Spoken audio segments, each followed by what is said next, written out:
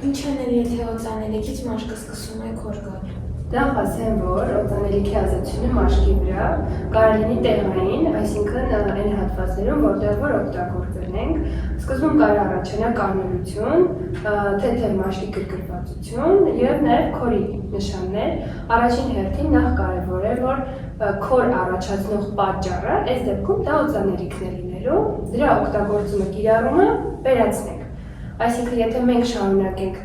իր կիրառությունը, բնականաբար այդ մաշկի գրգռումը քորի առաջացումը հետագայում, օրինակ կոնտակտային մաշկաբով եթե զարգանա, այդ դեպքում մենք ունենանք նաև բշտիկների առաջացում, կպահպանվեն, կշարունակվեն եւ հնարավոր է ավելի խորանան։ Առաջին հերթին պետք է դադարեցնել։ Դադարեցումը կարող ենք անել մի քանի օր կախված տվյալ մարդու մոտ, որովհետև մեր բոլորիս մաշկերը շատ անհատական են։ Մեկի մոտ այդ սուր փուլը կարող է տևել 1 օր, մեկի մոտ մի քանի օր, խորտ է տևում անհատական օրգանիզմից կախված, մի քանի օր առայժմ դադարեցնել։ Բայց եթե քորը սկսվի ամբողջ մարմնով, այսինքն ոչ միայն այն հատվածը, որտեղ որ օգտագործվել է օծանելիքը, այդ դեպքում շատ կարևոր է ճիշտ բժշկական մոտեցում ցույց տալը, որովհետև քորի արդյունքում մենք կարանք նաև քորելու արդյունքում ավելի ճիշտ, այլ ավելի կգրգռենք եւ նաև երկրորդային ինֆեկցիա այդ հատվածի մաշկը։ Դրա համար կարելի է սկզբնական հատվածում դադարեցնել կիրառությունը, սպասել մոտ օրինակ 1 օր եւ հասկանալ, թե այդ քորը ինչպես է փոխվում։ Եթե քորը սկսեց նվազել եւ դեպի լավացում ենք ունեցանք, ուրեմն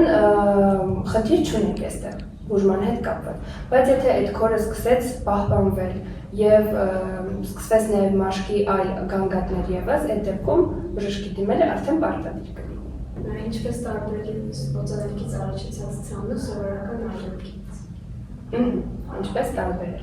Շատ լավ հարց է, այստեղ կարևոր է անամնեստիկ տվյալները դրանք որոնք են, արդյոք մենք կապում ենք մաշկի ցանավորումը օծանելիքը օգտագործելու հետ։ Եթե կապում ենք օծանելիքը օգտագործելու հետ, ելի կրկին կարող եմ նշել, որպես օծանելիքից մաշկի ռեակցիա առաջանալու է կոնտակտային մաշկապով կամ իրիտանտային հասարակ կոնտակտային մաշկավոր կամ ալերգիկ կոնտակտային մաշկավոր, այսինքն լինելու է մաշկի բորբոքումը այն հատվածում, որտեղ որ օգտագործվել է, որտեղ որ կոնտակտ է եղել։ Իսկ ալերգիայի դեպքում ինքը ավելի ընդհանուր մակերես կընդգրկի եւ չի սահմանափակվի միայն մեկ օջախով։ Եվ ելի կարևոր է այդ հանգամանքը, արդյոք մենք կապում ենք մաշկի ցանը օծանելիքի օգտագործման հետ։ Այսինքն օգտագործեցինք նոր առաջացավ, թե օրինակ կար արդեն այդ ցանը եւ օծանելիքը օգտագործումը ավելի սրեց։ Կարևոր է այդ տարանջատումը։ Մաշկի որ ածուցում կարող է անվտանգ փորձարկել օծանելիքը։ Անվտանգ։ Ոչ միայն օծանելիքը, նաեւ քսուկները, կրեմները, որոնք որ առաջին անգամ պետք է օգտագործվի, խորտ է տևում նախ ձեռքի հատվածում մի հատ փորձել ցանկացած նոր պրոդուկտ, որը որ մենք կուզենանք օգտագործել, հատկապես դեմքի շրջանում։ Ցանկալի է մի հատ փորձարկել դաստակի հատվածում, սպասել 24-ից 48 ժամ, որովհետև մենք ունենում ենք այնպիսի ռեակցիաներ, որոնք հենց այդ պահին չեն առաջանում, այլ մի փոքր ուշ են զարգանում։ Սպասել գոնե 24 ժամ դաստակի հատվածում։ Այնուհետև հասկանալ, մենք կիրառում ենք դա մեր մաշկի համար անվտանգ է, թե ինչ-որ ռեակցիա է ունենում ալերգիկ։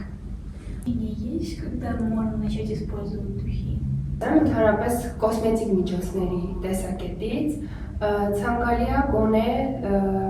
12-13 տարեկանից սկսած, բնականաբար այդ ամեն ինչը կախված է տվյալ դեպքից։ Կոնկրետ օծանելիքի դեպքում 13 տարեկանից գոնե բարձր դեպքում, իսկ մնացած կոսմետիկ միջոցների ժամանակ արդեն անհրաժեշտությունից կախված։ Պրակտիկայում հաճախ է հանդիպում այդպես դեպքեր, որ հենց օծանելիքից կամ քսուկներից այդպես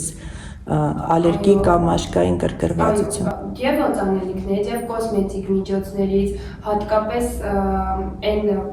կոսմետիկ միջոցները, որոնք օգտագործվում են կոպերի շրջանում, քանի որ մեր կոպերի հատվածի մաշկը ավելի բարակ է, ավելի նուրբ է, այդտեղ մենք չունենք ենթամաշկային ճարպային բջջանքի շերտ, եւ այդ հատվածների մաշկը ավելի զգայուն է։ Դրա համար կոսմետիկ միջոցներ օգտագործելիս ցանկացած օծանելիք, թե կրեմ, թե շիճուկ, շատ կարևոր է տեսնել այդ նշումը կոնկրետ պրոդուկտի վրա, արդյոք կարելի է դեմքին, արդյոք կարելի է կոպերին, որովհետև դեմքը ավելի զգայուն է, քան մաշկի մյուս հատվածները։ Որ օծանելիքի տեսակն է ավելի անվտանգ, յուղային թե սպիրտային։ Այստեղ երևի կասեմ, որ շատ կարևոր է նաև մաշկի տիպը։ Եթե մենք ունենք օրինակ յուղոտ մաշկ, ակնեի հատկված մաշկ, բնականաբար յուղային հիմքով կոսմետիկ միջոցները, ինչպես նաև օծանելիքները մի փոքր ավելի այդ ճարպոտ մաշկի վրա վատ ազդեցություն կունենան։ Կփակեն ծակոտիները, որտեղ ճարպոտ մաշկը, յուղոտ մաշկի տեսակը տեսած կլինեք նարինջի կեղևի նման հենց այդպիսի մաշկ է։ Այդ դեպքում այդ յուղային հիմքը ավելի է փակում այդ ծակոտիները, ավելի է բերում խցանումը։ Իսկ սպիրտային հիմքովն էլ էլի կախված է այդ սպիրտային հիմքի տոկոսից կարամ ասեմ։ Հակառակ դեպքում, սպիրտայինի դեպքում մենք կարող ունենանք մաշկի հավելյալ չորացում, օրինակ չոր մաշկին օգտագործելու դեպքում։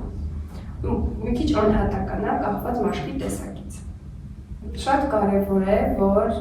ընտրեք ձեր մաշկի տիպին համապատասխան կոսմետիկ միջոցներ։ Դա շատ կարևոր է։ Այս շրջանում, երբ որ դուք նոր եք սկսում օգտագործել նման պրոդուկտներ, մի քիչ ինֆորմացիա շատ է։ Մենք խափնվում ենք գովազդներին, մենք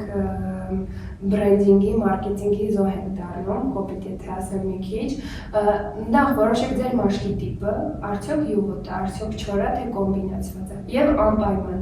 ցանկացած պրոդուկտ ընտրելիս նայեք, որ տվյալ տիպի մաշկին համապատասխան լինի, եւ եթե ունեք յուղոտ ակնեի հակված մաշկ, անպայման ուշադիր եղեք, որ այդ պրոդուկտի վրա նշված լինի ոչ կոմեդոգեն, այսինքն որ ինքը այդ յուղոտ մաշկը ավելի չի ծանրացնի, ավելի չի խցանի։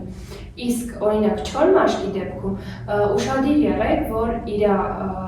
բաղադրության մեջ, օրինակ, գերակշռեն ցերամիդները, գերակշռի հիալուրոնաթթուն, որը որ հավելյալ խոնավացնող էֆեկտ ունի։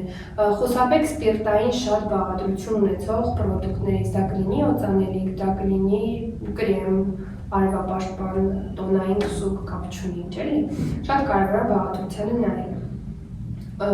Ու խորհուրդ մի քիչ կարող եք դեղատնային կոսմետիկ միջոցներ ընտրել, որոնք որ հաստատված են, որոնք որ ստուգված են մաշկաբանների կողմից, ու մենք ինքներս խնդրահարույց մաշկերի դեպքում միանշանակ դա ենք խորհուրդ տալիս, ոչ թե որ այն պրոդուկտը, որը որ գովազդվում է, շատ է գովազդվում կամ գինն էլ այստեղ կապ չունի, կարևորը բաղադրությունն է։